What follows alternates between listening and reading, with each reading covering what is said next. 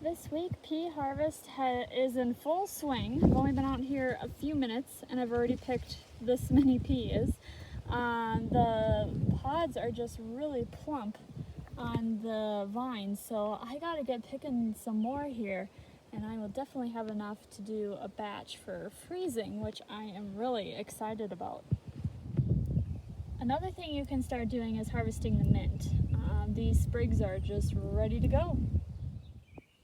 Besides picking peas, we have been staking our tomatoes and making sure that they are following the fence up. And then also, when you have your tomatoes staked, you want to pinch out the suckers in the plant. So a sucker is the branch or leaf or whatever that's growing out of the middle of the main branches.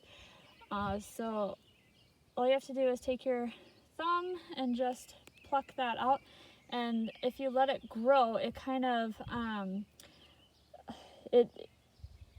you're not exactly helping the structural integrity of this branch that has now come. So, and then we just tie it to the fence with nylon stockings, and then as you can see, they're blooming away, and we have the tomatoes, some green tomatoes down over here, so the plants are doing really well.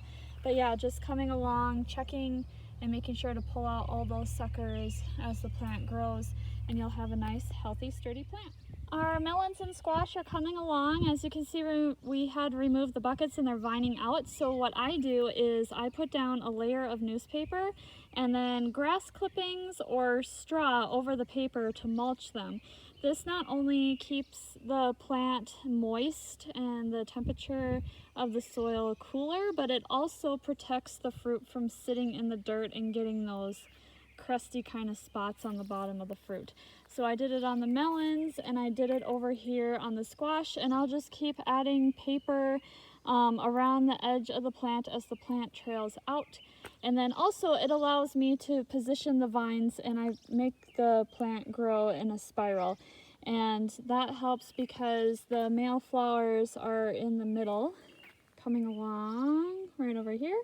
And then the female flowers where you get your fruit are going to be towards the edge. But if you can spiral them around so they're closer to the male flowers, I think that helps in pollination. That's not scientific though, but it does keep the plants organized, and it also, the mulch helps suppress weeds as well. The rest of the checklist is to also make sure that you are checking for symptoms of blight in the tomatoes. I haven't seen any evidence of that in my garden, but that's something to keep in mind. If there's any unused areas of your garden, you can plant a warm season cover crop. I haven't had any unused areas as of right now. If you went last week like I did and plant radish, spinach, lettuce, and so forth through those empty spaces, you should be good. Swiss chard, if you're growing that, you should cut off the old tattered leaves. You can also start harvesting summer squash, zucchini, shallots, peas we're still harvesting. Tarragon, basil, oregano, mint would be a thing that you would want to harvest. The central heads of your broccoli if you're growing that. And then of course you can take the basil and rosemary and do shoot cuttings to start new plant. And then of course another sowing of cilantro is always good if you are a big canner.